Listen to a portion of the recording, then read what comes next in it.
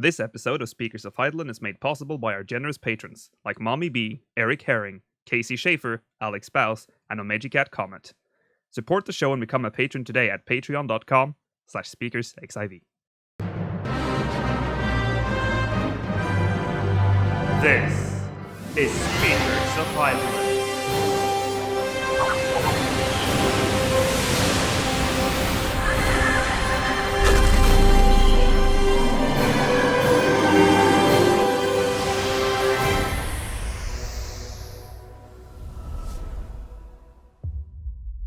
Good evening, Aorcians. Welcome to Speakers of Heidelin. I'm Lukile Bravestone, and I'm joined today by Orange Caramel and Maela Vanadar. And a lot of you are probably now asking yourselves why we're broadcasting on a Sunday. That's because we couldn't broadcast yesterday because of issues. We're probably gonna have issues today as well. This is the road, like the past few weeks has been hell. There we've when we upgraded our gear, shit just went a little bit crazy. Today we're going to talk about the Pax East event, the 1 hour Q&A session with Yoshi-P. We're going to talk about patch 3.55b with the Diadem, and we're also going to take a look at the Final Fantasy XIV Mystery Box. I think that's about it. What a show! I'm sorry if I'm a bit stressed. We're way over time. So let's just get to it. Pax East. Questions were asked. Very good question. Very great. I've heard some. I personally didn't have the chance to watch it, so I'm a little bit uneducated on the on what went down. What kind of questions did we get? Did we get any umbrella questions? Do you know what I mean? We got the Balmung questions. Balmung was represented. Good. What of anything of importance before we dive into any of the actual questions? Yes. What? They're definitely adding mannequins during the 4.x patch series. Yeah. She confirmed it. Finally. Nice. Yes. So with mannequins, you mean the that you can dress up with your armor, right? That's the idea. Yeah. Okay. Nice. I've been waiting for that. That's a cool feature. So that's an indoor housing item, I suppose. I guess so. Yeah. Would be weird to have it outside. It's on inventory space, doesn't it? And the Eno chain question. Eno chain. Yeah, I did get that one. That one has already become a meme. Oh god. So bless her heart, she's probably never heard that one. I feel like the questions were really were not as bad as people.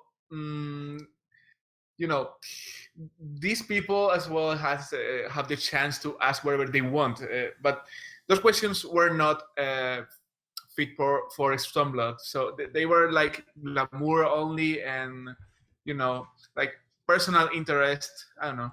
Yeah. So I think we only got 2 questions for Stormblood.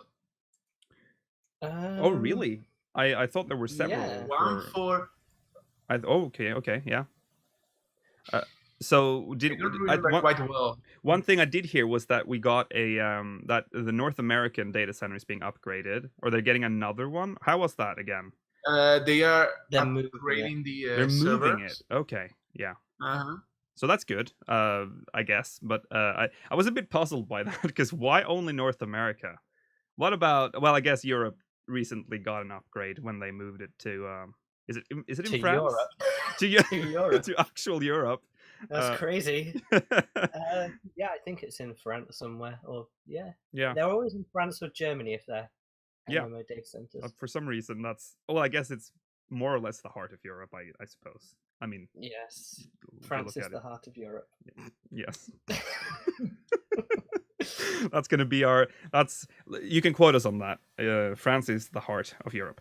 Okay, so there were also some interviews that took place. Now, we've scoured the internet for some of these interviews, and there was a Reddit thread or where they gathered up questions, and then they asked. It was a Reddit interview. It was a Reddit interview, but that was it was you know how Reddit interviews work.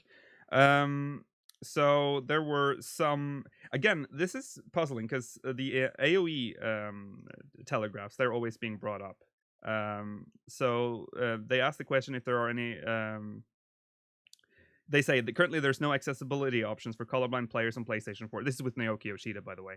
Such as the telegraphs or AOEs on the ground. They are always orange, no matter what. Are there any plans to add accessibility options for players who are colorblind to be able to better differentiate these ground AOEs? Now, this question has been brought up a lot, and they did change the if I remember correctly, they did change the AOEs. They've changed them multiple times. They added like an effect. They were static. I remember back in 3. Very early. Yeah, they added also that pulse effect. You know that. I remember, as always, complaining about that, but it's actually better once you get used to it. Yeah. I recently saw some footage from 2.0 like launch, and the AOEs are like static. There's no like pulse, and it's really weird to look at because I've gotten so used to them now. But Yoshida answers. The mode itself is already created and already set up. It's just that there are some compatibility issues. Certain drivers on some PC graphics. What? And thus we're not able to fully release it just yet. So your patience would be appreciated, as you would need a little more time to work it out. I don't know what that means. Could it be PS3? Oh. But the question was about PlayStation 4. Yeah. Oh yeah, it was. Oh, I didn't. That's such a weird answer then. Either it was but translated, or Yoshi-P didn't understand it. Well, I guess naturally, if you're going to release it on the PS4, you would have to release it on the PC as well. So yeah. So I guess that's why I said that.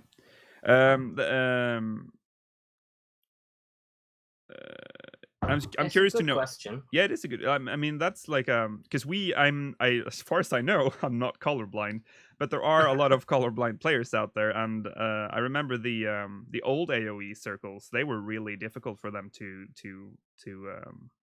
see, and yeah. Then Yoshida follows up with, "I'm curious to know, because it has been brought up more frequently here at PAX than before. Was there anything to trigger that sort of reaction?" And then Reddit answers, Servant Extreme, the circles that are red and blue. Oh, was it? Yeah. Well, so apparently Servant Extreme is difficult for colorblind people. And also just everyone, apparently. Yeah. Players, okay, I'm just going to move on to the next question. Players enjoy keeping many glamour sets, which I'm just going to go through this interview because there's a lot of actual useful questions here. Players enjoy keeping respect. Players enjoy keeping many glamour sets, which they switch between frequently. Are there any plans on making a glamour log system where obtained pieces of gear are glamourable without having the physical item, like the World of Warcraft transmog log?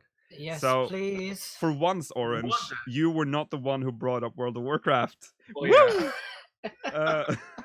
Now this has been like something. I won't do it again. Don't worry, guys. This is something I've learned from my mistakes. This is something a lot of people have wanted. We've talked about this a lot. Like we really wanted this, and it would solve a lot of hassle that is currently with the glamour system. And it adds in a sort of collection element to it as well, so it gives someone, gives you something to do. Yeah, exactly. Pretty much every MMO has its own glamour log or bulk or whatever you want to call it. Mm-hmm. So Yoshida thinks for a bit. When asked, is it physically possible? It's possible. It's not impossible, but there's so many different things that we do want in terms of UI that I'm afraid the priority isn't as high on our list. Leading up to 4.0, we are setting up the UI so each job has their own sort of user interface, and there are many different tasks that are on our priority list, so it might take a bit more time before we can address it. So he doesn't deny that they're going to add it, but it's definitely not coming with Stormblood. But I would say it's a very high priority for all the people. You know how important Glamour is in this game? Yeah. Well, for most of people, you know that there are always the people who hate Glamour and say that it's killing the game, but I'm not one of these. And I really want a Glamour. Yeah. I don't know. People get so excited about the inventory expansion thing in 4.0.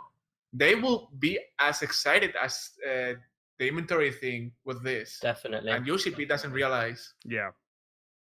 Well, I guess that answers that's not what the inventory expansion will be. It won't be a Glamour log. Yeah. Some people were speculating so whether the or not. inventory thing will be like Just probably. we know more tabs maybe. Yeah. Another tab. So it's pretty much confirmed. Yeah. So okay, so that's it. We're not getting a Glamour log with 4.0, but it might still happen. Currently in fights such as Servan with Soar and with Soar and multiple points in A11S, such as the entire ball phase, like the 4 balls, it's possible to skip these due to high amounts of raid DPS. This can make some fights awkward to execute and make some players feel like skipping these is the only option in the fight. We all know about the Soar one, at least. Mm-hmm. Like we've seen a big community backlash where if you can't skip Soar, we're going to disband the party. Are there any plans to address this in new raids like Omega and future Primals? In North America, this is a bigger problem specifically. So everyone knows about this, especially the Soar one. With if you can't skip Soar, then we're going to disband. Let's see here. All in all, sorry, Yoshi-P said, all in all, it depends on who is creating the content. If the game designer is a veteran, and they should have designed... If the game designer is a veteran, and they should have designed it so that you wouldn't have to worry about that sort of phase shift, thus it won't make it so that the HP is not so severely... What the fuck am I reading here? Sorry. Did they switch language halfway? So I think someone had a stroke when they... Okay, let me try this again. If the game designer is a veteran, and they should have designed it so you wouldn't have to worry about that sort of phase shift, thus it won't make it so that the HP is not so severely taken away in raid content. That is an actual quote from this interview. I don't understand the answer. Me neither. That's our hope from the designer's side, that we'll make our best effort, but at this point all we can say is that we'll be very mindful of the situation when we're developing our content. That's all I can say. Okay, so so he says it's up to the battle designer basically to ensure that that shit doesn't happen. But again, very confusing. Another thing that I don't understand why are people so obsessed with Soar? It's a very easy mechanic once you learn because it. They can't do it, and they don't know they can. It's very easy. There are many other more difficult mechanics in this game, but this one is really easy. You just have to position properly. That's all. Yeah, but the problem is that you can skip it.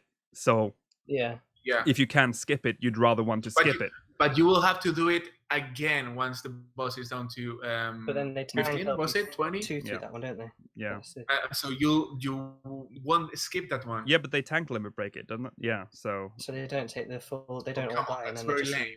I know it's very lame. Yeah, that's the cheese. That's how that fight is. Limit break 3 for DPS. I mean. Remember, why? It's very easy. Remember, this is just a side note, but I feel like it's the same shit. Actually, it's not the same shit at all, but fuck it. I started talking about it, so here we go. In Coil, in the second Coil, first Coil, second turn, you could just, you didn't even have to fight that boss properly. Remember, ADS, you could just stand still, wait for it to enrage, and then kill it.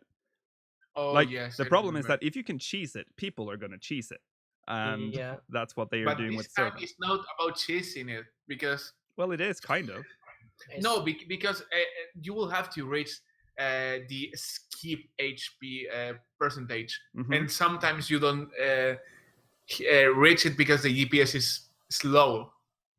Right. So that will break the party, and true. You wouldn't. It's better to know how to do it. Yeah, but people want. Maela. Is that a good party is always going to skip Soar, so they're basically never going to even have to worry about it. It's just the people who always skip Soar having to be partied with the people who maybe aren't as strong DPS, and then they get angry about that. Yeah, exactly. Which sort of turns people off from doing I admit I am a little bit terrified of doing Servan Extreme in case we don't. There's always that pressure of skipping Soar, which is, let's be honest, it's kind of pointless because again, it's going to appear later in the fight, and do you really want to waste a 3-bar limit break on a mechanic you could have actually done properly? It's they should have patched it so we have 3 stores in the same fight. They add like a third one.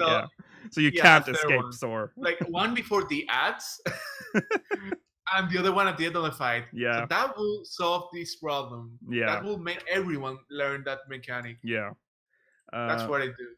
I do agree with the awkward part as well. Like in A11, sometimes if you do skip a mechanic and you're expecting, you're expecting to have to hide behind the blocks or whatever, but then it just skips to that one where the tank has to run away. You know, it can be really confusing when you do skip phases in this. Yeah, exactly. Yeah. In Sophia, I remember doing Sophia and skipping phases, and that was really a mess because sometimes there was like a heavy one, a heavy tilt, and a weak tilt, and sometimes you skip one of these, and you just go to there, and it's the other one. Yeah. So and you spend. You should really pay attention to the fight, not like do it mechanically. Yeah, I agree. Okay.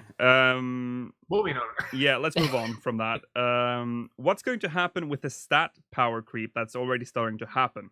For example, are we going to end up with 100,000 HP by the end of Stormblood? We were talking about this earlier, weren't we? We were. I don't want to mention the game, but in a certain MMO, you have millions of points of HP. And I think that's like terrifying if you had that much HP. And here we're talking about 100,000 HP. So Yoshi-P says, in terms of the formulas that are being used, we will be making adjustments so that it won't increase so much as you're going to your next level cap of 70. But there will be an increase inherently, and it might be somewhere up in the several hundred thousands. But we will be making an adjustment. Jesus. So I imagine Warrior is going to be have quite a lot of HP. Yeah. Here I am still on 20k. I think I have 20. So I think you can reach more than 50k. Yeah, with the health buff. Yeah. I don't know how much though. But what do we think about that though? What do we think about like inflated HP? Like that's not too bad, I guess. But I just don't care about it. It's part of. It's going to happen. Yeah, it is. Eventually, like they did in a certain other MMO, they will just adjust it down if it gets too silly. Yeah. Before 2.0, you described the system where beast tribes. Oh, this is for you, Orange. You described this system where beast tribes would summon primals in the open world, and you'd be able to fight them outside instance battles, and free companies could go fight them. Ooh. Has this idea been completely discarded, or is it still in plans in some form? So that's a very interesting thing. We've talked about, you know, we wanted some free company activities to do. We kinda saw that with the Warriors of Darkness. They were fighting Ravana outside in the how is it called, that area? The Ravanian Forelands. Yeah. They were fighting it outside his cave. Mm-hmm. So that's true. It was not real time. It was a cutscene. So sort of summoning them and having them like roam around like notorious monsters in a way, I guess, would be the best comparison. Well, I guess not. Well, it says like he is asking specifically for free companies, or he did state that previously. So Yoshi-P answers, it is planned as content and it's still a thing, but it's a matter of when it would be would be a perfect fit to have that content released. If the community becomes very tight knit and sort of like closed almost, kind of like on autopilot. Wait, what? If the community becomes very tight-knit and sort of like closed almost, kind of like on autopilot, if and when that happens is when I feel it's appropriate to release this kind of content. I'm envisioning a guild versus guild type of scenario. I feel that releasing the content is still way too early at this point. Had it not been for so many players being on Final Fantasy XIV, yes, that's still kind of the reason we're needing to monitor the situation. At the time of 2.0 development, we didn't expect so many people joining the community. Excuse me? Positive. So, yeah, I mean, they came from 1.0, so I guess they had the worst case scenario in mind. And they had like a lot of ideas and they could only implement some of them. Yeah. 2.0 was pretty bare bones, so they had a lot of stuff they had to add first. 2.0 was an excellent launch. I mean, obviously, we all know that, but yeah, of course. Just a reminder. Yeah. Excuse me. Oh, you. Bless you. Oh yeah, bless you. Okay, so what do we think about this content then? Because it's clearly coming, but he's still waiting for the right time, I guess. It's free company content that we can do together, and I think that's a thing this game needs, more friend content. Yeah. Like content to do with games that it's not dungeons. It's something that can only be done with your free company. Mm-hmm. That's the kind of content I would really enjoy in this game. Yeah. like you said, free company stuff, like specifically, because we don't have any of that content right now. Well, the crafting thing, except for the crafting thing, which is fun in its own, but not enough recipes, in my opinion. Yeah.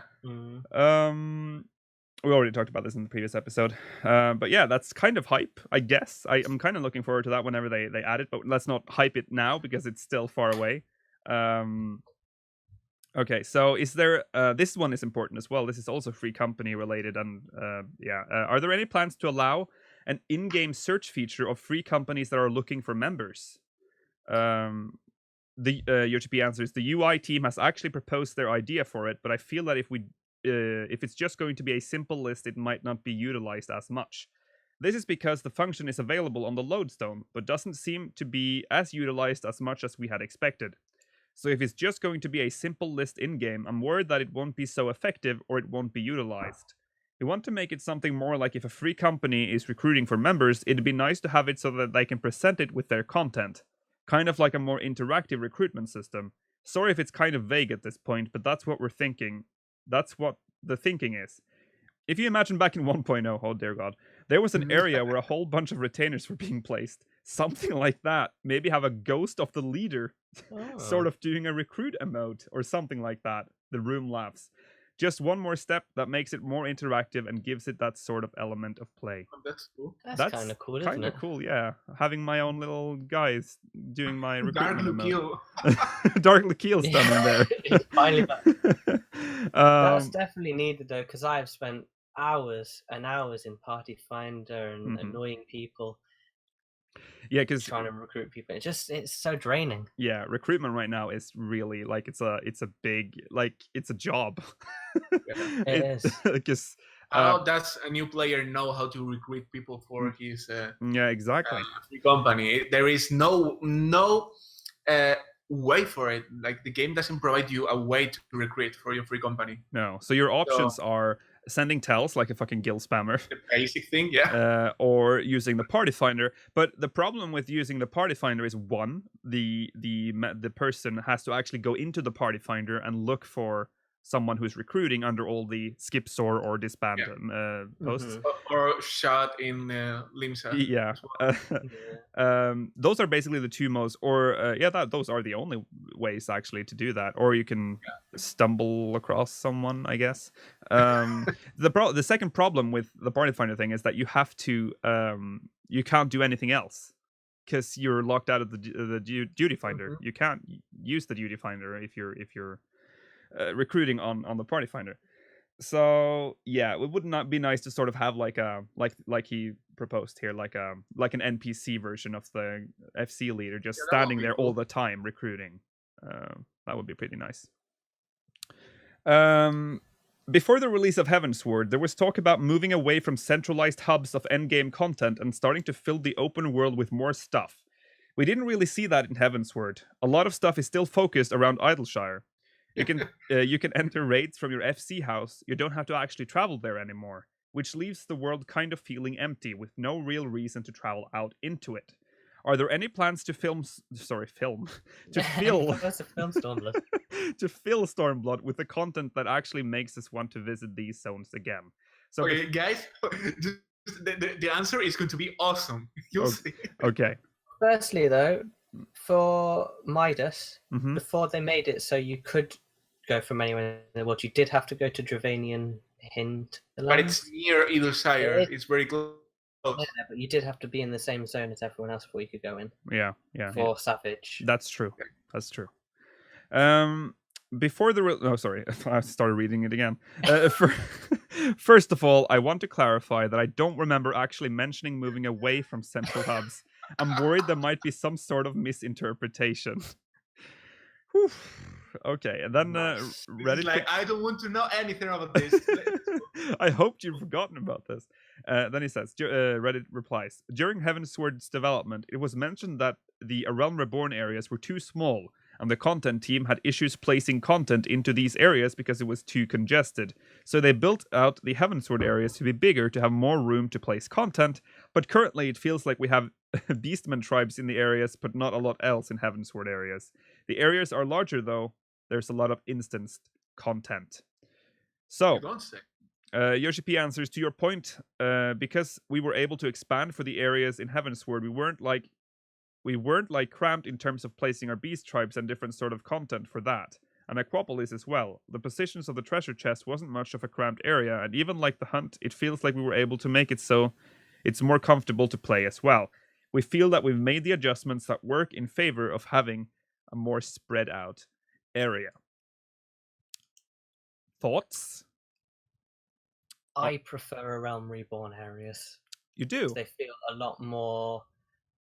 Everywhere has something in it, right? I think Heavensward, some of the parts are nice, like I don't know, Annex Shrine. I like Annex Shrine; it's cool, big castle place. But I don't. A lot of the places are because if you get aggroed by every monster in the Realm Reborn areas, you cannot walk freely in the world. You will get attacked by the monsters every time because it's very small. I guess. I kind of I like that feel of that you are in a very big area in Heavensward. I really liked it. Size. I like the size of them, but I think they need to be more. Like they've taken a bit more time on them. Like the Realm Reborn ones feel a bit more detailed. Mm-hmm. Yeah, I think I can stand by that. I'm pretty sure that will be solved by Stormblood. Yeah, I hope so. Yeah, I hope that should be the best of both worlds. Everyone learns by their mistakes, so yeah, I think we will have great. Yeah. Okay, so the question continues. Matt Hilton steps in and he says, I think your question just boils down to there's no open world content. Reddit replies, yes, that's a big part of the question. Yoshi-P answers, we understand the demand for it, but we're not Final Fantasy XI. Room laughs. So we don't have intentions of making it. I understand personally because I grew up playing that style of game. But when it boils down to where a whole lot of people that desire that kind of content, that's not the case. Just imagine back in the 11 days, where you were trying to gather a party, how long did it take to gather your party?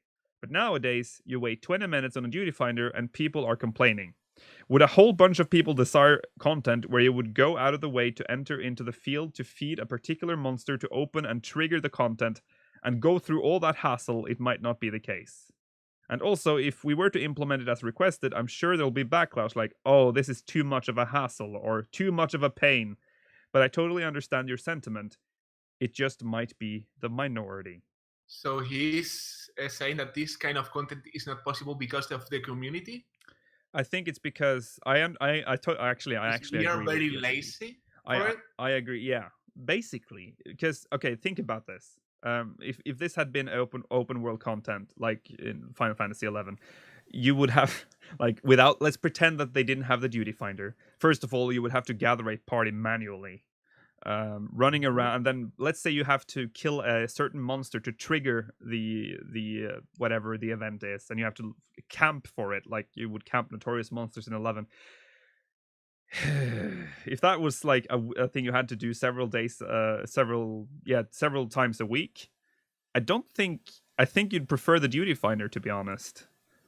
But maybe not that kind of content. I mean, there are a lot of open content. I mean, a lot of kind of it.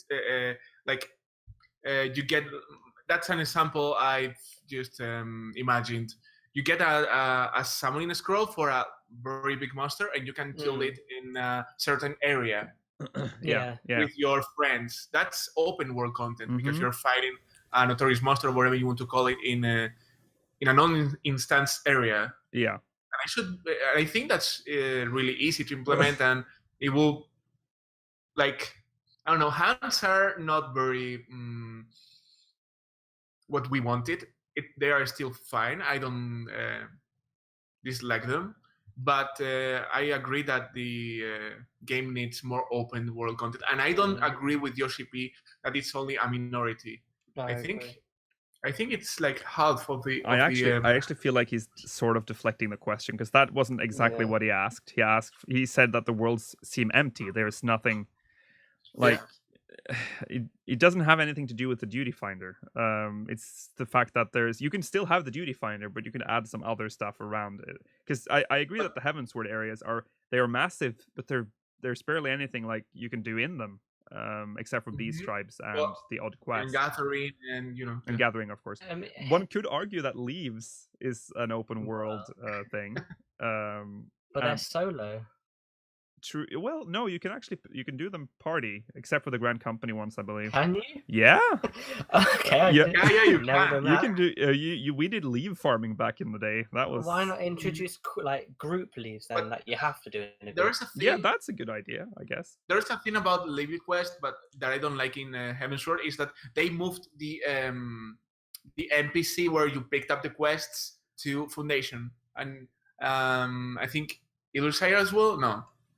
Like in Ariel Reborn, they were not in a city. They were like in posts, and very close to the action. Yes. Yeah.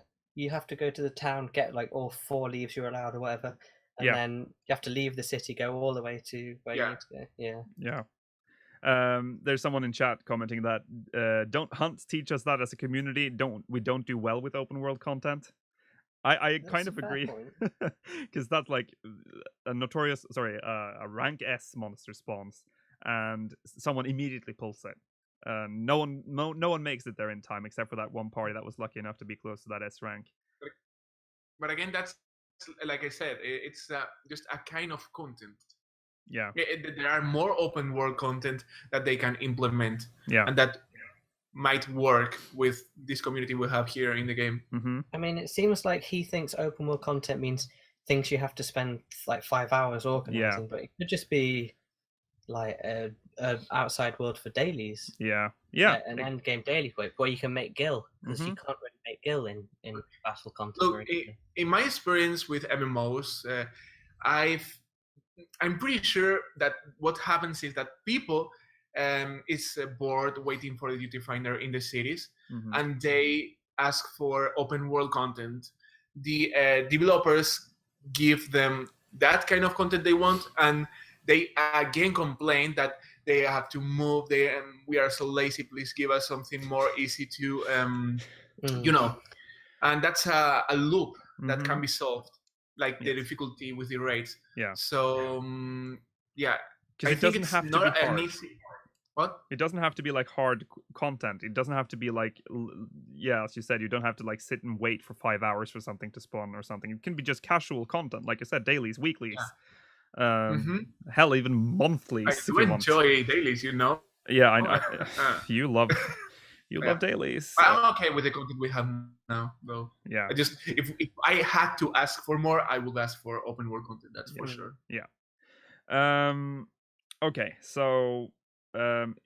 Let's move on. Will there be any new crafting specializations in Stormblood, or will the current specializations carry over? And Yoshi-P just quickly answers, the system itself will carry over. Yeah, I think that question was already asked in another interview, I think. Mm-hmm. It's like they don't care for crafting. Yeah. No, I actually think that they have made a lot of improvements to crafting in 3.x. I don't know. Well, the collectability system is really interesting, at least. Yeah. You can use it even for leveling. Mm-hmm. It's good for leveling, but I think they made crafting in 3.x way too complicated. Really? Way too complicated. You need like 17 items for everything, and each of those requires 25 more items to make. Yeah. I mean, in the 2.x series, it was fairly simple. If I had to say something that I don't have any complaint about it, that would be crafting. That's because you don't do it.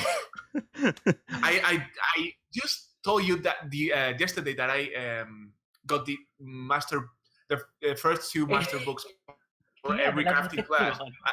Because I started crafting again with, I want agree. the end game now that we are close to Stormblood. The Slowy should have been there from the beginning. It's a great content. Yeah, I love Yeah. Slowy. and I'm doing Chloe, so yeah, Oh, I'm shit, I crafting and I. When slowly as reset. You think you still can do it? Relax. Oh god, shit. Calm down. My heart. Okay, fuck. I have to go do that after the podcast. Okay, let's move on. There was no. This is an interesting question because I'd forgotten about this content. There was no there was no expansion of desynthesis content in Heavensward, such as new demi-materia. Will the system be expanded in Stormblood?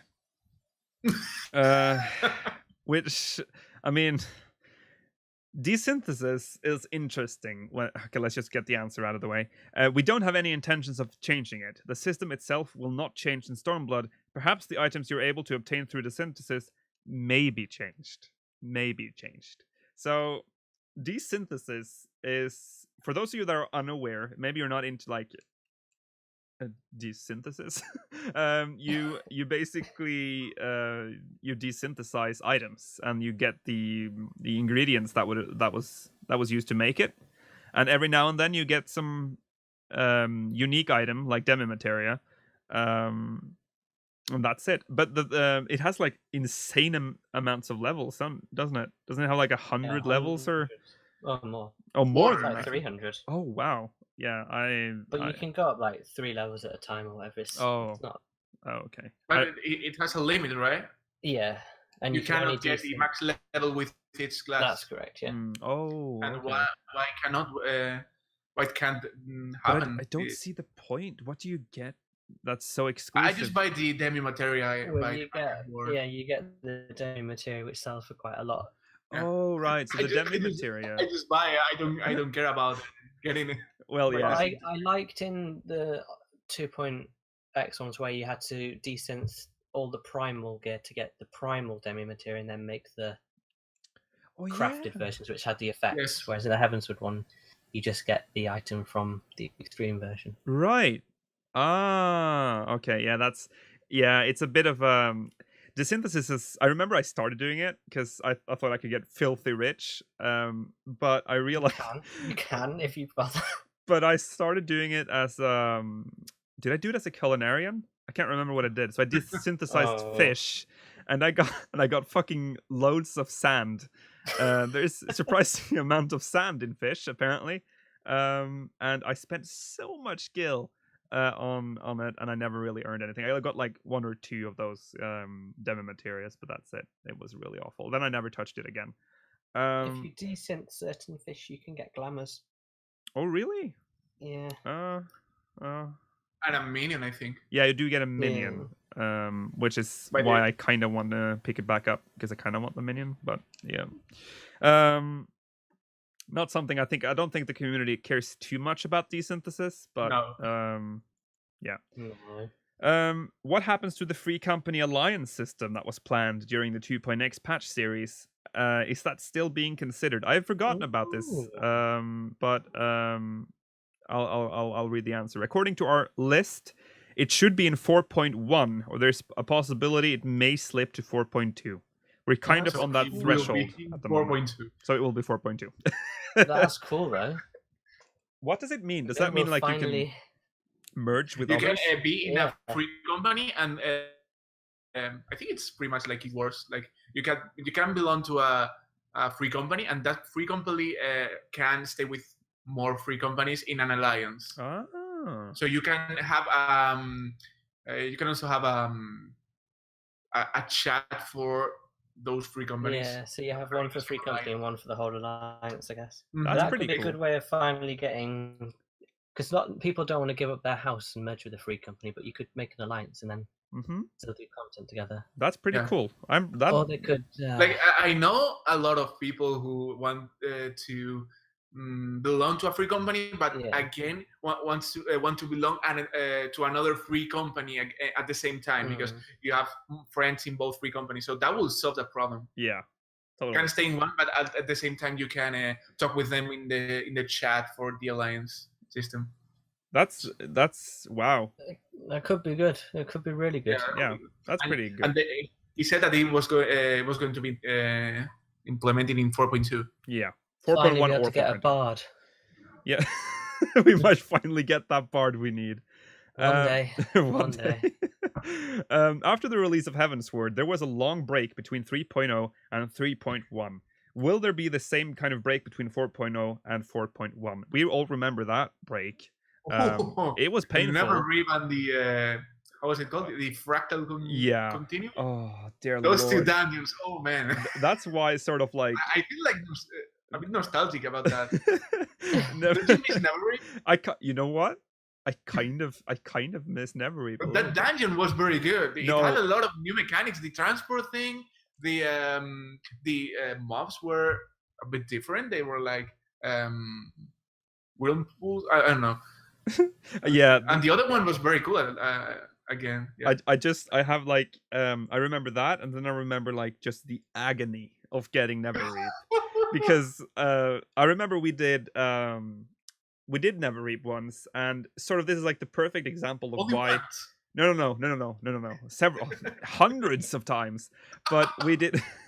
But just to sort of pinpoint what was such a problem was that there were mobs there that had pretty decent amount of HP, and we had remember we went with a black mage once who just consistently he just cast Thunder 2, Thunder 3, and then he just continued that. So that was his rotation. Nottingham there, right? Yeah, I believe so. Yeah, and that room was amazing. I remember like this is it. This is the realm that kills me. This is the one. Because that was all he ever did. That was fucking amazing. But yeah, they asked if that break, which was I believe almost 4 months, or was it 4.5? 4 months. Yeah, I think it was 150 days. Yeah, something like that, I guess. Yoshi-P answers according to our list, it should be in 4.1, or there's possibility it may slip to 4.2. There's a lot of stuff that seems to slip to 4. Wait. I'm reading the answer of the previous question.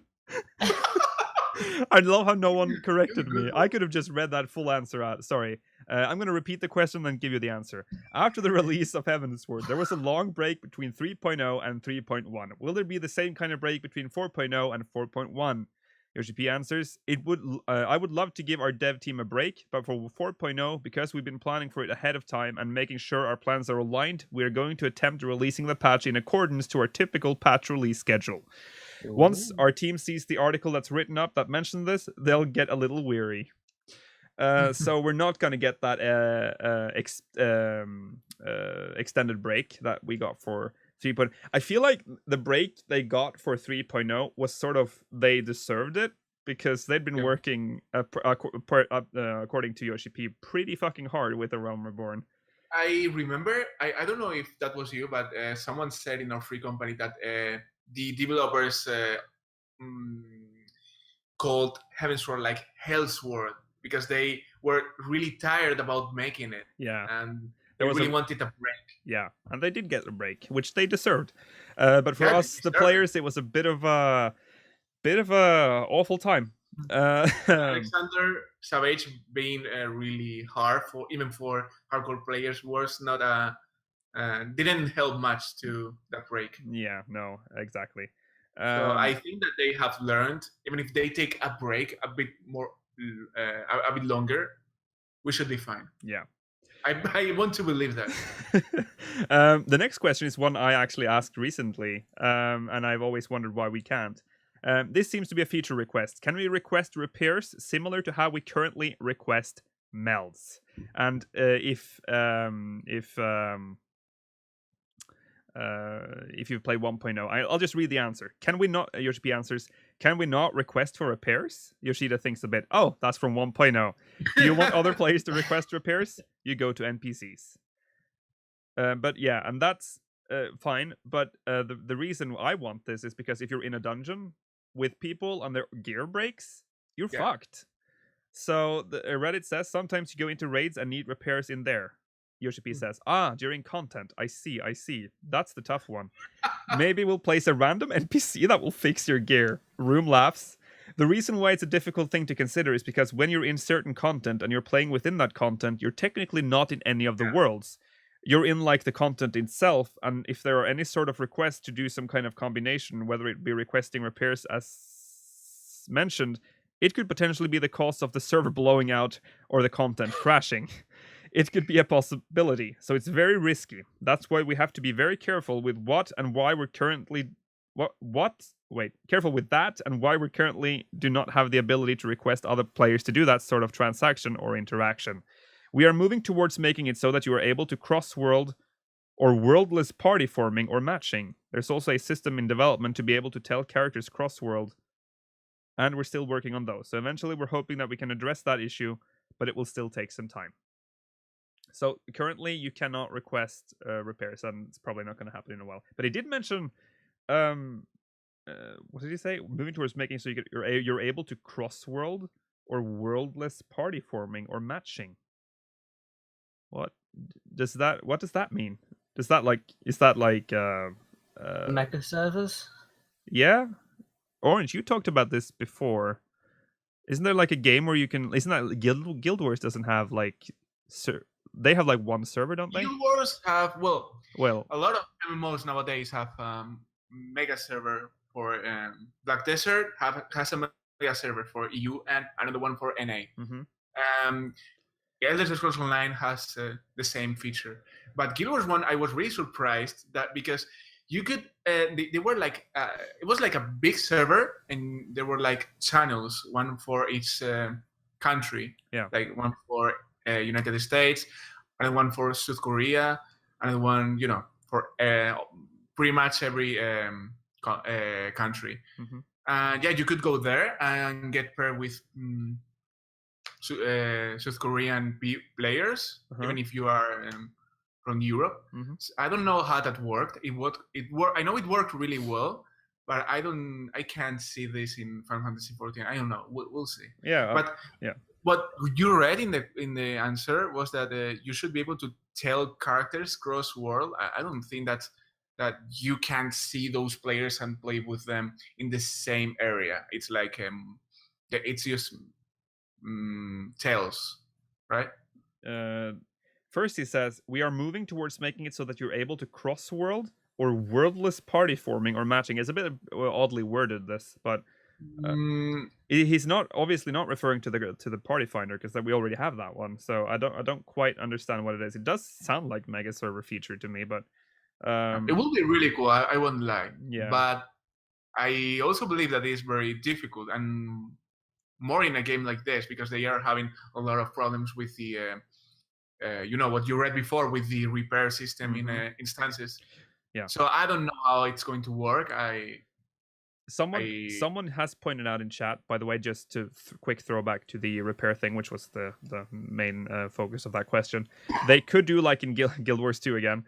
In Guild Wars 2, the dungeons have a repair NPC at the entrance. They did, yeah. Yeah, which would make sense, I guess. If I'm not you a big can. fan of Guild Wars 2, I have to say, but but that is a pretty good feature. If they're gonna if they're going to try to solve this, that would probably. But wouldn't that kill the atmosphere in the dungeon? Well, they could theme them. For instance, if you were in Coil. Yeah, that would be. You can go up to like an elegant node, like beep beep beep beep beep. I'm gonna fix you, and then it fixes you. Hello, my name is. Hello, I'm Mr. Coil. Nice to meet you. What if your gear breaks on the last boss and you have to run all the way back? Yeah. Well, I mean, it's better than having to leave the instance, to be honest. I guess. Okay, there are more questions. What questions I have to say so far? Yeah, those were really good. Reddit, good job. So the next ones are from. Are we gonna do those? There's a lot of. We can't do all of them. You see. Let's see here. The one you closed was really interesting. Was it? It was just so much information. As you can see, we're okay. Yeah. But this is like a full on. Yeah, but they talked about really interesting things like okay. adding a smoke emote. Smoking emote, yeah. Okay. You know what? I think maybe we have to. I just looked at the time. We're actually starting to run out of a little bit of time. I can make the questions in the meantime. if you Okay. want. We Professional. should move on, but I see that Gamerscape did some questions as well. So let's do a few of those, and then we'll move on because there's some of them that I'm really interested in. At FanFest, you said that in order to see Alamigo, we would need to liberate it and go there. Will there be a similar system for Doma? How will liberation be different between the two cities? The answer is there may be a bit of a misunderstanding on that part in terms of accessing Alamigo.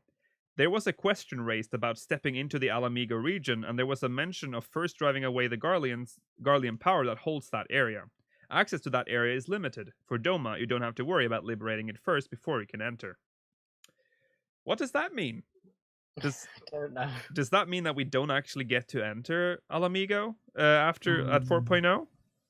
Because, I mean, if you look at the trailer, we don't actually see anything of Alamigo, except for that we haven't one seen resistant. Alamigo. No, we haven't seen Alamigo at all. I don't think that's a good idea, Yoshi-P. I don't think you can just tell us that we are going to Alamigo and then we cannot enter in the actual city. That would be really... But I'm not going to see anything. I mean, we did actually talk about this in the previous episode again, because Alamigo sort of lost, because everyone was focused on Alamigo, then they dropped the extended trailer, and it turns out that most of the focus is here on Doma and the areas down there. Yeah, what if they just pull that one off, you know? Maybe Gear Albania is a dungeon. Just like Selpathol. That would be nice. No, but I think maybe, like, worst case scenario, we're going to not access Alamigo at launch. Worst case scenario. You wanted it. You were the... I was really hyped for Alamigo. Most about going to Alamigo and liberating it from the Garleans. Yeah, I'm a little bit worried about that. I hope it doesn't mean what I fear it might mean, but if I have learned anything from Yoshi-P is that if he doesn't say anything, that won't happen. Yeah. But I will give him. I'm sorry. I will give him the benefit of the, doubt. The doubt. Yeah. Yeah.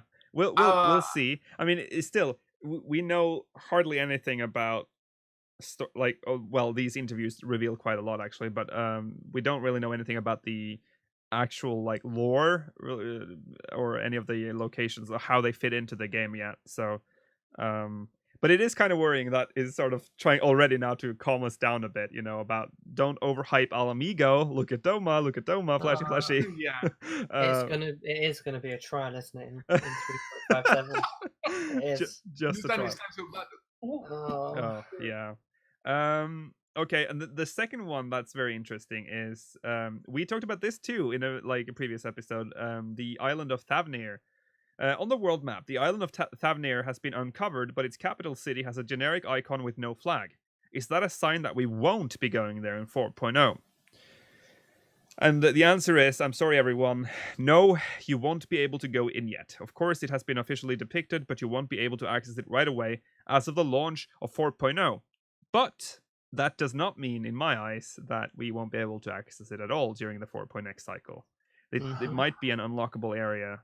Maybe they are changing the way they are releasing the patches. Maybe they are adding a new area in 4.x. That would be awesome. That would have been pretty cool if they unlocked the islands as the patches went on. Because there's Isle of Varl as well that is meant to be a focus. Oh yeah, true. So might actually be onto something here. That might happen. The way he also phrases that answer is yeah.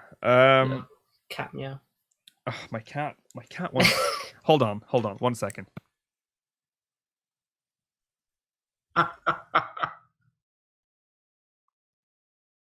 Professional podcast. I love how you guys just went silent, as if that's the end of the world. Yeah, Lukile is gone. Let's be quiet. You'll come back. Okay. It was said that this one too.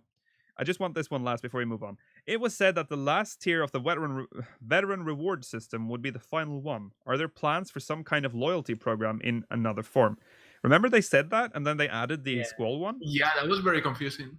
Yeah, that was... And we, like, nothing, no comment or anything, just here's the I next still veteran have reward. to get that final one. Yeah, me too. Yes, we do plan for one. Oh, sorry, we do plan for one. Moving forward, we want to make it so that we're not rewarding people that have been continuously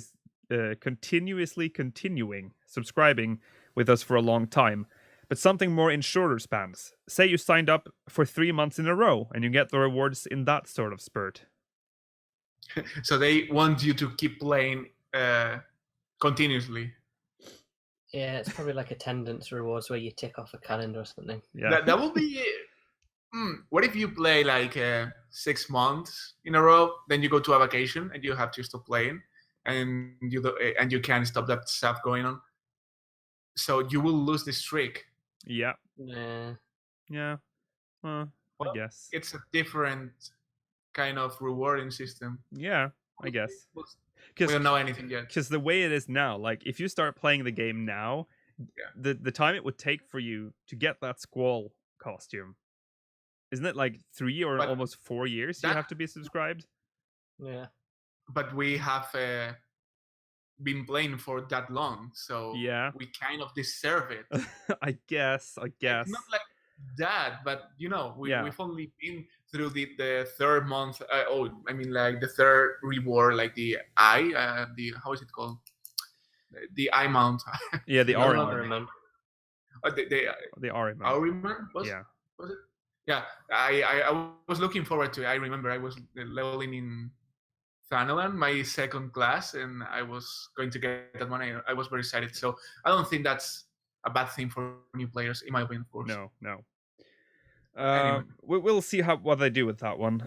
They are working on a replacement, or was it a replacement? Well, it didn't Yeah, actually I think specify. new system. Yeah, new system in place. Yeah. Okay. Okay. This is the question. This is the question that has split the community. So we're gonna take it, and then we're just gonna read the answer, and let's not dwell too long on this. After after the last FanFest, a lot of people were expecting Proto Ultima to be the first 24-man trial. Instead, it was put in the raid content. Were there plans for it to be a separate trial? If so, why did it change? So here he goes. Yoshi-P says, I don't think we ever mentioned it was going to be a 24-man trial. It was more along the lines of, we'd like you to speculate where it would fit in. So it is as the development team planned. Had it been an independent piece of content, it may have been good when it first launched, but at the end it would become content that no one would get matched up in. It was intentional that it would be part of one of the Alliance raids. Now, I don't... let's thread carefully here. There's a little bit of an issue here, because he says that there's content that no one would get matched up in. That would not be a problem. Just put them into the roulettes like they do with all the other trials that drop useless loot at the moment. And also the Alliance raids are going to die when the new Alliance raid comes out in Stormblood. So And they've said that there's not going to be an Alliance raid roulette, so they're definitely going to die. Exactly. So I don't understand the answer. I think there's no point in talking about this. We've already talked about this before. So I just wanted to get that answer out there. That was from Yoshi-P himself. You can skip that one, by the way. Yeah. I think that's it with the questions. I written. You have some questions you wanna Yes. Yeah. Okay. Oh, not questions. It's like an interview, Okay. like a Two summary. more. Yeah, this is important. Actually, 2 more patches are planned for the game before the expansion launch. Both a 3.56 in a couple of weeks and a 3.57 patch at some point after that. Ooh. So we're actually getting 2 more patches. Yeah. He could That not, was however, discuss whether or not players would have a new trial. A lot of steps of faith. Players Kiribania. Players should just be ready for big changes to hit ARCA to set up the expansion. Definitely Alamigo. Nidhogg again. That's gonna be, but yeah, Nidhogg is back.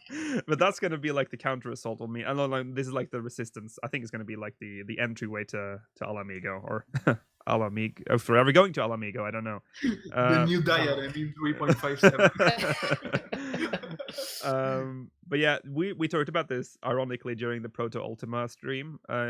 We actually thought that Proto Ultima was going to be the Steps of Faith kind of trial, like with 3.55 we got Steps of Faith.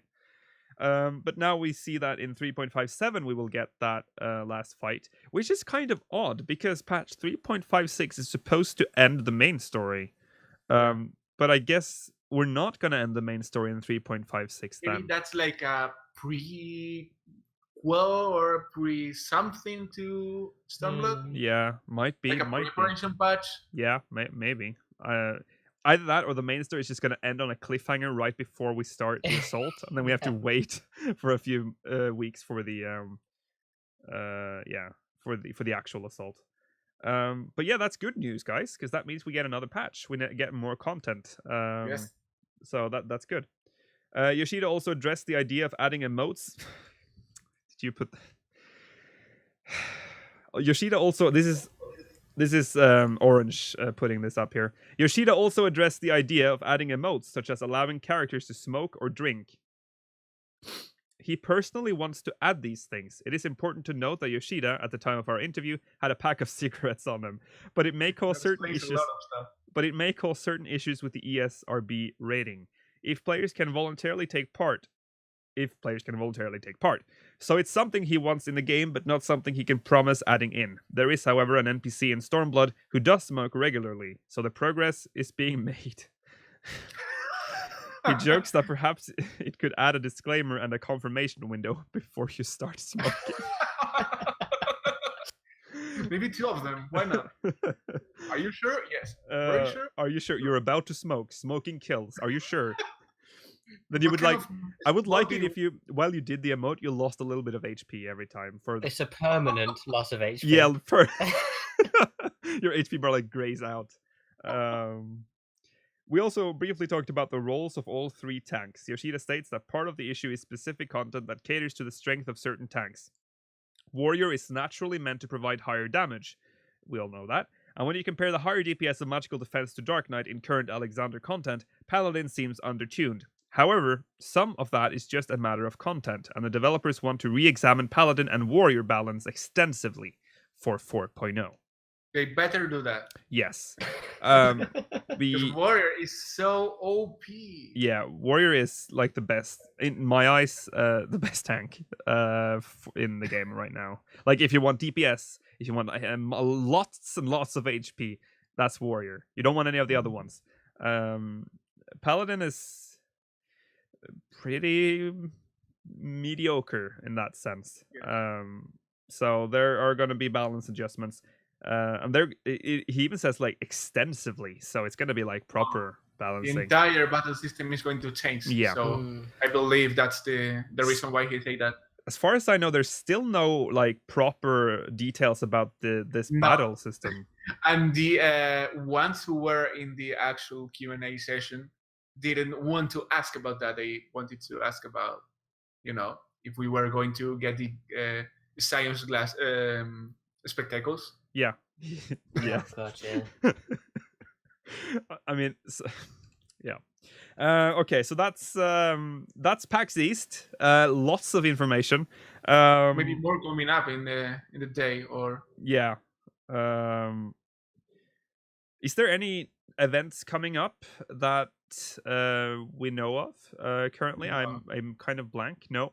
I'm sure we're gonna get like another live letter soon, where they're gonna drop some more info. They did that with Heaven's Word, so it's probably gonna come up soon with more information, probably on the battle system. I hope. We still have to get the benchmark and the trailer of with the new theme for Stormblood. Yeah. Oh God, I can't wait for that. Okay, let's move on to the next subject. Batch 3.55b, containing the new Diadem. Woo. Terrified to talk about this because this is also one of those that people are for some reason very torn about. I say for some reason. I know why people are torn. So the Diadem. No, there wasn't a lot of hype here as well for this one either for patch 3.55b. I mean, they were building on the Diadem, which we all know was lacking in quality. We played it as soon as possible. We streamed it. If you were there, hi, you know how that went. I was actually quite positive for the Diadem 2.0. It's an actual improvement from what it was. There's more to do. Remember the main problem we had with 1.0 Diadem, or sorry, Diadem 1.0 was the confusion when you were done. Like when you were done with your mission, there was nothing else to do, and the mission you got was, I can't even fucking remember what the mission in 1.0 Diadem was. No, I really can't remember. Can anyone remember that? No. Were there missions? I've already forgotten. I know how that worked. You got like a random how is it called? Like missions, yeah, or whatever you want to call it. Like collect. You had to complete 3 of them. Oh yeah, it was like find a white crystal. Oh yes, yeah, there were 3 random things like that. It Yeah, could be either gathering quests or just exploration quests. Yeah. Like the find, like you said, Maela, 2 red crystals or kill some certain enemies. And you didn't have to do all of them. You just had to do 3 of them. And once you do 3 of them, the Diadem is over. I mean, it's not over. It doesn't kick you out. It's never over. You can keep exploring. Yeah, you can keep exploring. But there isn't, besides notorious monsters. Yeah, it was and the reward was really bad. You got just some tomes, I think. It was all you got, and some gil. You didn't get any, and you didn't get spoils, because spoils was something you got from doing the other stuff around there, like gathering. Did you get spoils? Maybe I can't remember. You got spoils from handing in the gear. All right, the gear that you got. Gear. Yeah, yeah, that was something. So 2.0 Diadem 2.0. Fantastic. Much better in comparison. You get an actual 3-part mission that you have to follow. And when you're done, you actually get a reward in the form of a sack that you have to actually find. Very good reward, by the way. In the form of grade 5 fire materia. Yes. The reward is random, so yes, you do get some. Did you know that element aspected 4 materia is more worthy than 5 materia? Yeah, but that's not weird, because it's used for the relic. Required for the relic. Yeah, exactly. But I got the orchestrion roll from that. So we can listen to Diadem whenever we want. Yay! Anytime you want. Also, some of the missions were basically one of the missions you can get is all of the missions have like a mission objective, and then you have to have the evaluation gauge fill up to 100%. And the way you do that, ladies and gentlemen, is by doing fates, which that's exploring. That is exploring, and again, this is better than 1.0 Diadem. I just have to point that out again. However, why are all of these fates, first of all, called the same? Like, they have the same names. Because like they're only about excitable boys. Excitable boys. That's my favorite fate.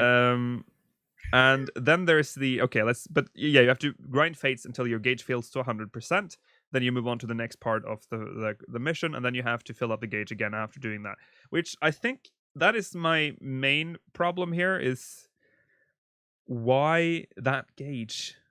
Why does it have to fill by doing fates? I feel like they should have.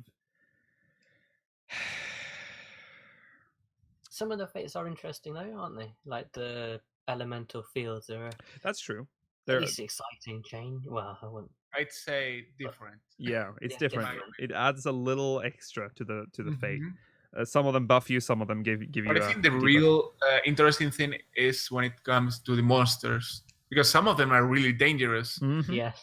I remember a lot of times. Well, I've done Diadem, I think more than 10 times, and sometimes the tank is really confident with himself Yeah. and pulls That's you. like That's you. I go as a healer. I don't go as a tank there, but pulls like an entire fate of rank 3 mobs, Right. and his HP goes like boop boop boop. Yep. Why did I die, healers? Yeah, a lot of people get. You did that too when we did it the first time, because the ranking Yeah, is but like. that was the first time. Not Yeah. my, I know. There are also notorious monsters. Now, the thing that was very different from 1.0 sorry, I keep saying 1.0 Diadem. Diadem Diadem was 1. in 1.0. Yeah, first version of Diadem was the difference between the new Diadem and the old Diadem is that in the new Diadem there are 2 levels. They have sort of split the upper and lower level. The lower level you cannot enter before you've completed your mission.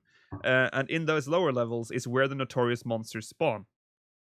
Well, most of them, at least, yeah. Yeah, and that's also where you get, like, I think I haven't tried this, so correct me if I'm wrong, but if you do fates down there, do you get just normal loot boxes, or do you have to? Oh, I don't know. You get normal loot boxes if you kill a notorious monster, at least. Yes. Yeah. Only 2. Yeah, Or but yeah. one or 2. I Yeah, don't then you remember. get like 50 of the broken ones. Yeah, that too. Yeah, you do. You get a hell of a lot of those from a notorious monster.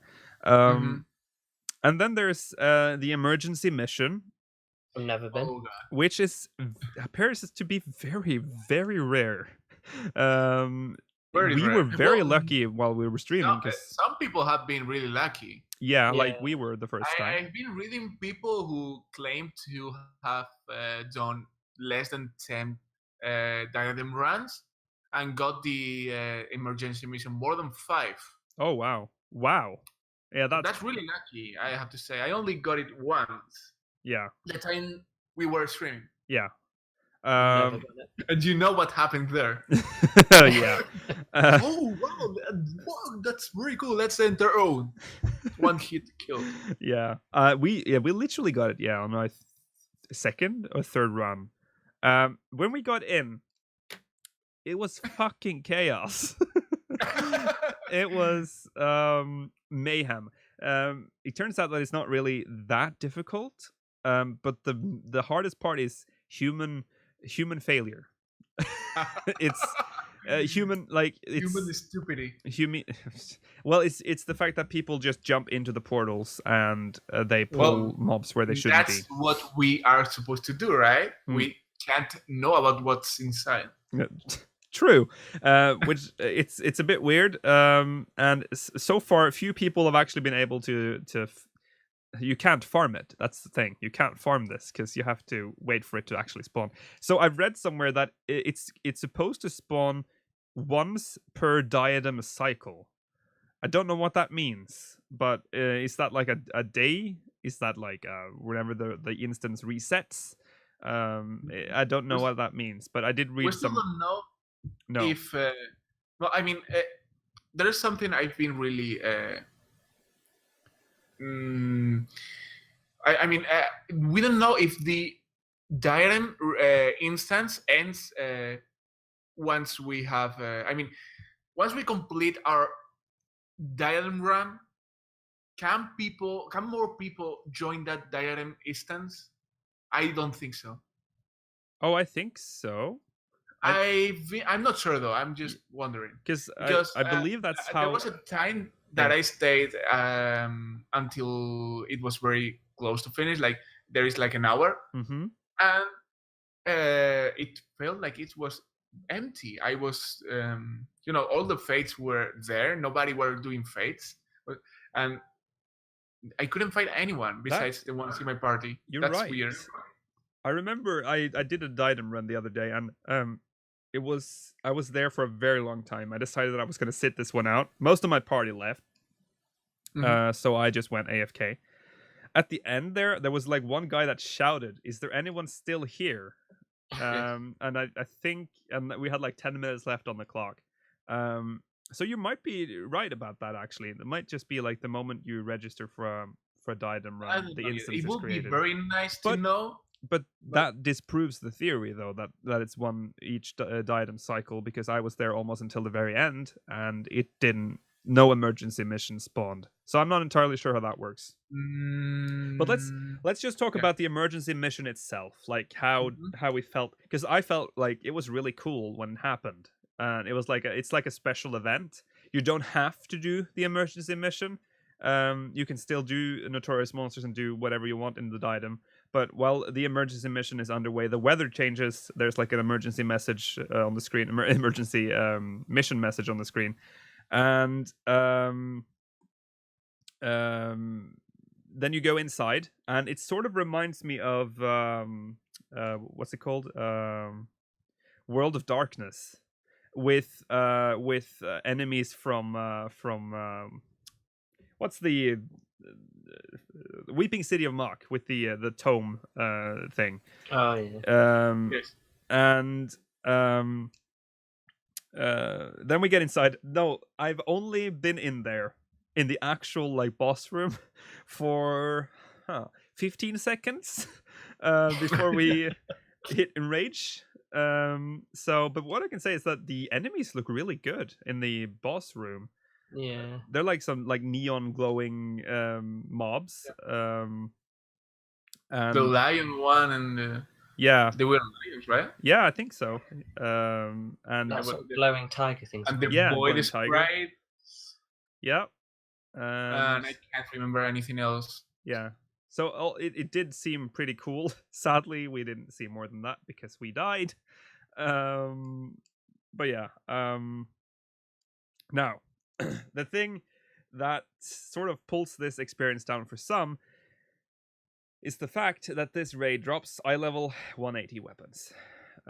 With 280. sorry, 280. 'Cause 280. They wanted It's a only good not reward, but they minus only got 180. 245. You also mess with the. I'm sorry about that. 280 gear. Had it only been 180 gear, it wouldn't have been an issue. People will So be happy. there are two reasons why this is a problem. The primary reason is that only 9 days before this patch, patch 3.55a was released, and it contained the last part of the relic quest, making the relic a possible best in slot.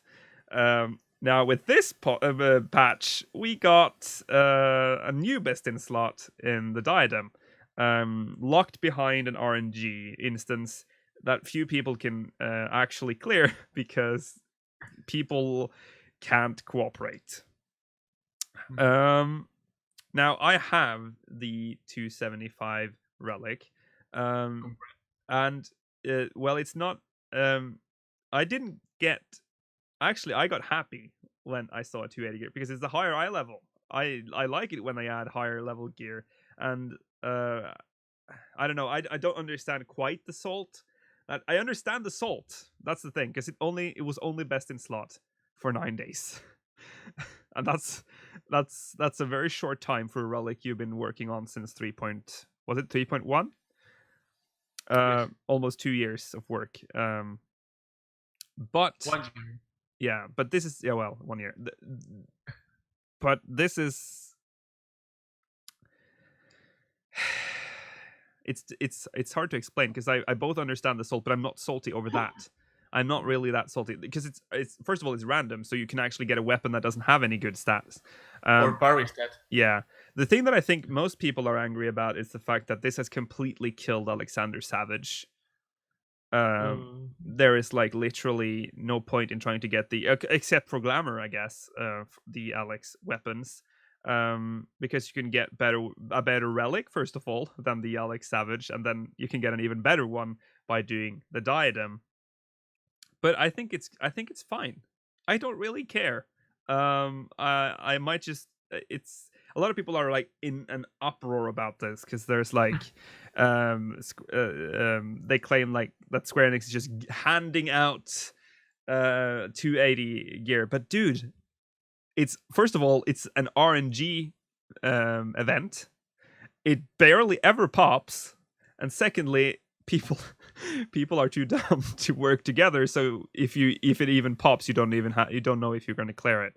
So it's still pretty hard to obtain, and it's content. It's content. Orange, what do you think? Okay, I usually like to complain. I think I usually like most of our complaining viewers know. about things in this game. I don't know why, but this time I feel like it's fine. The first time, well, if you watch it our live stream the other day when we did Diadem, the day it was released, I was a bit upset about the emergency mission because, well, we didn't do quite well there, and I got angry. Yeah. But after doing that, like it said more than 10 times, I feel like the content they gave us this patch was decent. Yeah. What about the 280 weapon? Well, I can understand, like you said, the salt because you've been working on a fucking relic that it's really boring. Well, it's not boring. You do content, but the fact that you had to do that content for the relic itself is boring. Yeah. Well, then they add a 280.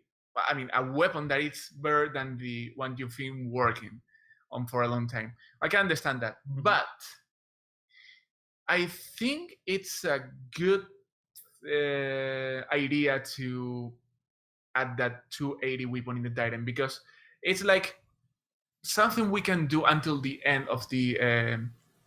Until the Stormbolt launch. Like we can set that as a goal, like get that weapon, and it's going to take forever to take the one we really want. So yeah, I'm not very salty about that. I won't complain about the 280 weapon being added to the game. No, and the fact that it's like best in slot, that I also have to specify it's also being said in chat because it's RNG. The stats, there's a very low chance of getting a best in slot. But I also told you, well, personally, that I feel like Yoshi-P has been testing some ideas of developing in these last pages. Like, first of all, we got Proto Ultima, which was a thing that most of us didn't expect to happen. Yeah. Now we got a Diadem with a weapon better than the relic, the final form of the relic, and they didn't do that in at the end of Arena Reborn.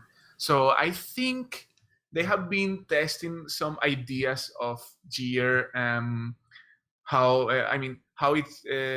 this thing is going to work on Stormblood, and how do people react to this? Yeah, I think so too. I think that this might be an experimental. We can't deny there are a lot of people who play this game casually. Yeah. That there's nothing wrong with it. No.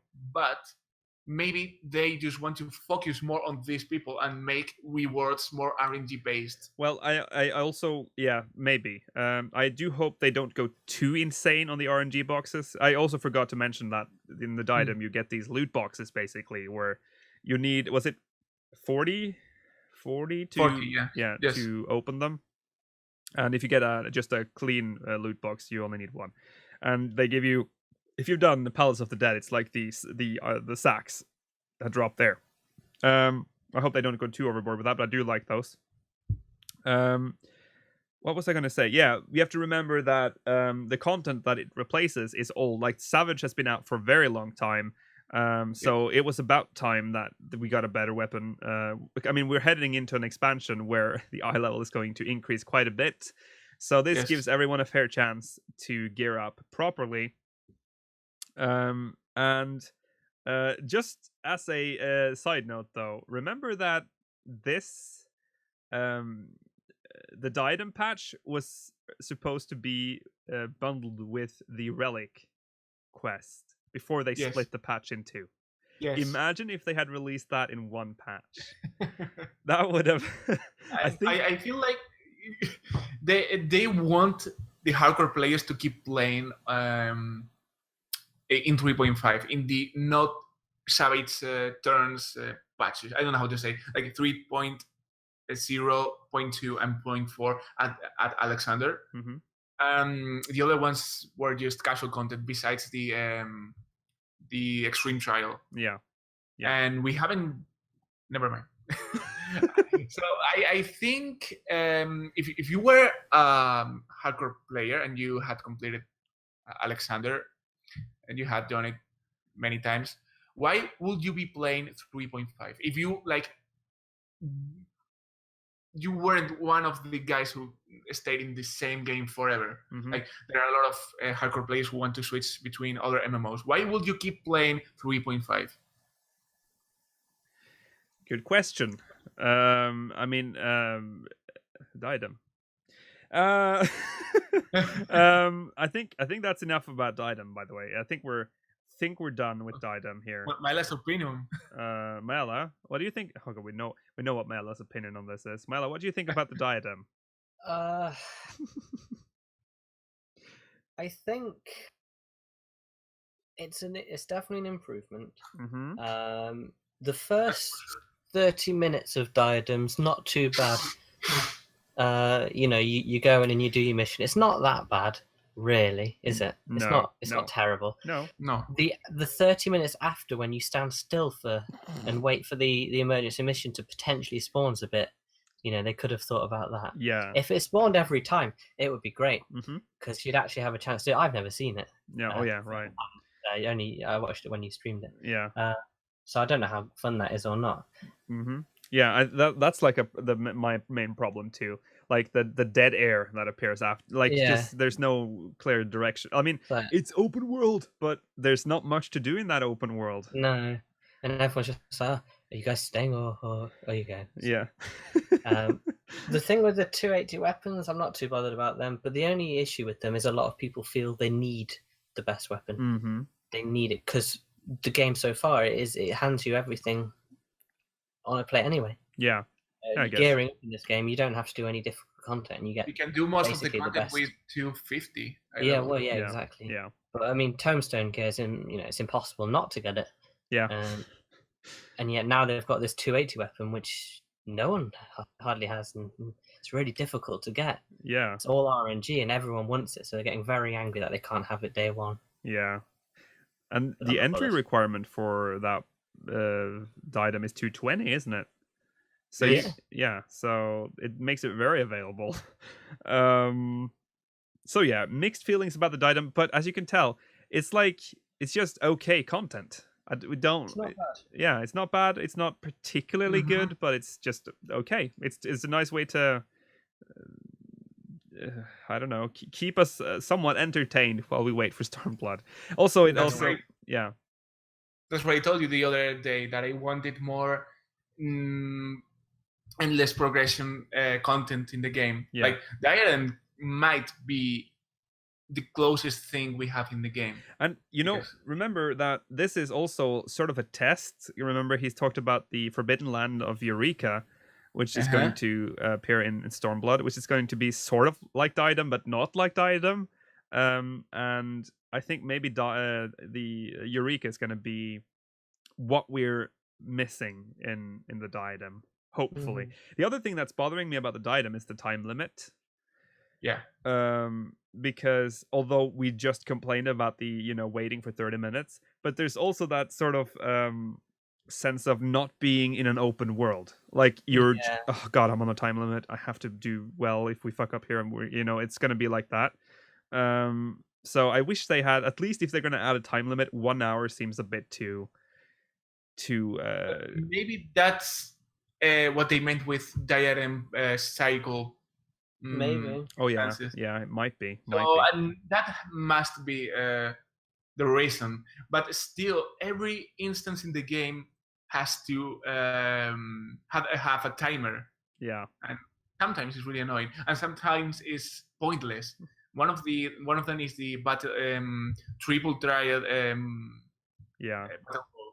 which gives you, I think it's 420 minutes.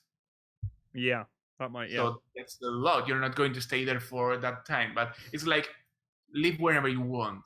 But I think the system must add a timer to each instance. Yeah, I feel like it's how it works. But because it's But yeah, also in but that kills, like Maela told me one day, like that kills the open world or like exploration feeling. Yeah.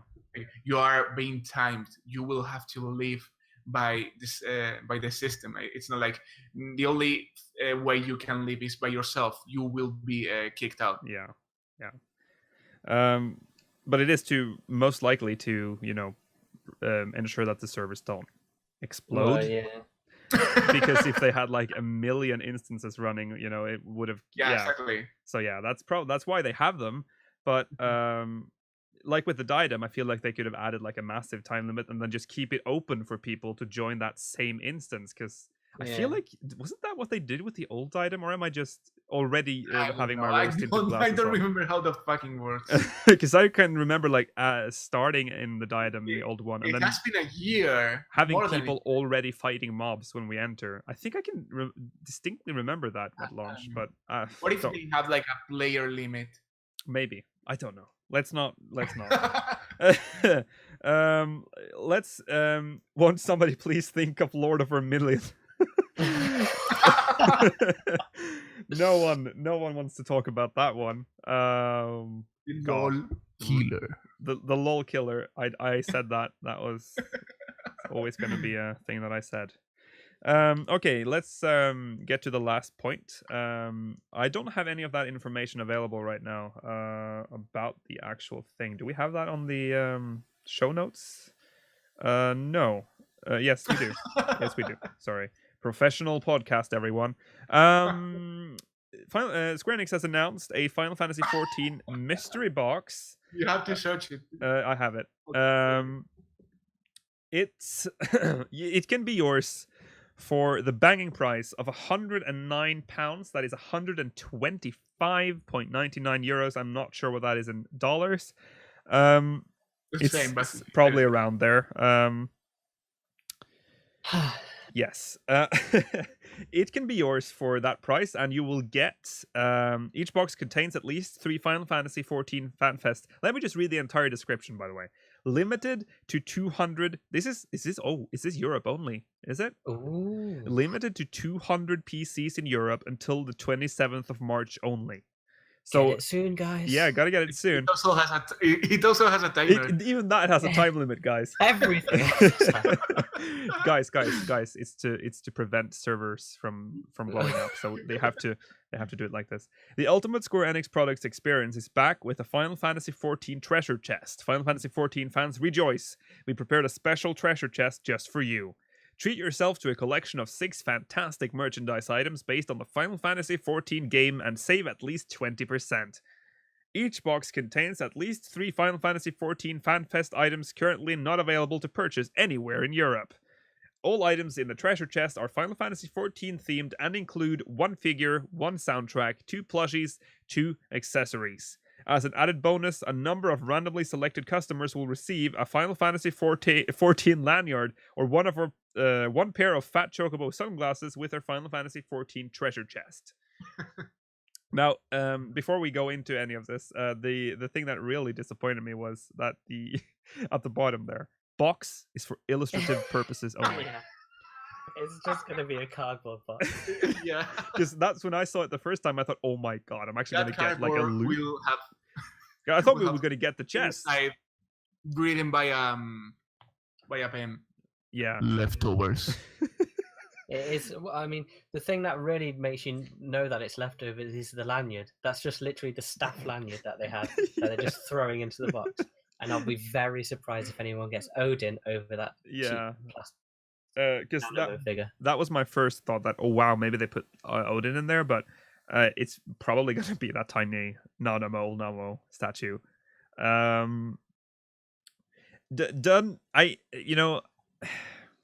Is it worth the price? Because you don't know what you don't know what you're getting. But I don't like this kind of stuff. But I like knowing what it buy, because it's €100 and 26. That's a lot. That's a lot of money. If I pay for it and I get like things that I don't want. Yeah, which is most likely going to happen. I mean, you're not going to be happy with everything. The main reason I'm not buying this treasure chest is because it reminds me to Palace of the Dead. And look at the chest. It's the same one that is in Palace of the Dead, and I might get a trap? What if it explodes? I Or- what? I was kind of I was kind of hoping that it was just like the actual dungeon loot chest that you can buy, because I'd fucking buy that. But instead it's FanFest leftovers from the North American FanFest. So I'm just gonna bet that in a little while on the North American Square Enix store, they're gonna get the same thing with stuff that was previously exclusive to European FanFest, and it's gonna be the same thing. You know, it's fine for those that want it. It's a limited thing though. It's only 200 people that can buy this. it doesn't contain a T-shirt. That explains. Well, that is because, of course, we don't know the shape. So I mean, they don't know our shape, of Our size, their size. Yeah, our body Sorry. shape. They don't know our body shape. Yeah. But I would want. I want really badly the Ravana T-shirt, and I cannot buy it in our store because it was limited. Yeah, true. I really want that, but it's not included in the chest. Yeah. It's a fun little thing to buy if you have 125 euros just Just yeah, why not? ready to go. You go ahead. Sure. I think we're gonna wrap up now. We've talked about everything we had to. So yeah, I'm just making sure I haven't skipped anything. Yeah, that's good. Perfect. Thank you everyone for watching this episode of Speakers of Heidland, episode 36. I'm noticing that I have something wrong here, so I'm just gonna talk a little bit. What? Fantastic. Yeah. It's pretty good. Hold on, everyone. I'm trying to fix this. Okay, there we go. Okay, we're going to read from the Final Fantasy XIV forums as usual at the end of the stream. Today, we're going to talk about a superhero. Can I say something before? Yes. Yes, Orange. I wanted to give to shout out a friend of mine. I mean, a friend of person that I met in a dungeon. Oh. So shout out to Black Fox Consortium. Oh. Hello, guys. Hello. Did he say which Hello? server it is? No. Or yes. No, I don't think. Oh well. But there is only. You know who one, you are. Here's a shout out. Okay, let's end this stream. Thank you so much for watching. If you liked what you saw, please hit that follow button if you're on Twitch, or hit that subscribe button if you're on YouTube. We're also on Twitter at SpeakersXIV and on Facebook, facebook.com/SpeakersXIV. And here is a quote from the Final Fantasy XIV official forums with a new class idea, the superhero idea. No longer offended. I will leave this up for some reasons I'll finish post later. This is ridiculous. So, I came up with a super type of cartoon. Costume and gadget suitcase with playthings, socks, snakes, and toys that confuse and deal damage by tricking the monster, too, with transformations and historical dances. He's a charming superhero type with puppetry shapeshift into really cool beasts. Abilities for superhero with camera in jeans. Diamonds. Rock, paper, scissor attack. Blitz uses katana sword from sheath and wine to kill with fire. Microcharge. Morale boosting karaoke. Phone robot. Oh god. Phone robot karate solar dance. Hat or puppet sock technique.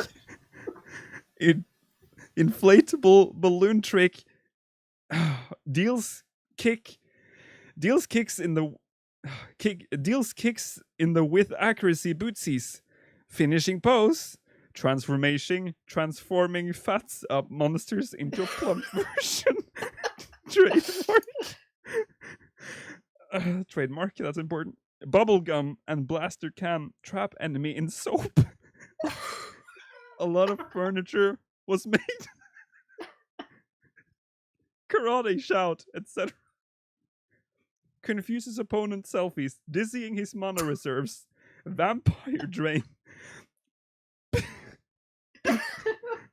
beat semantic dialing. Oh dear lord. Lifts and saves one with fairy assistant phone service. Would damage, but I think it would be funny to see him lift up and fail to support and attempt to bribe.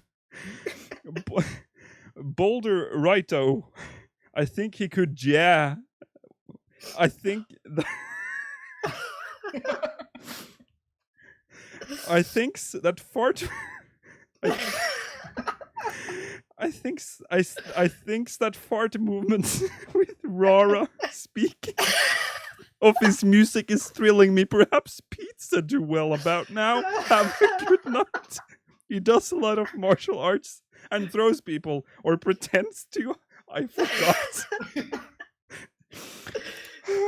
Oh god. Okay. Good. Good night, speakers.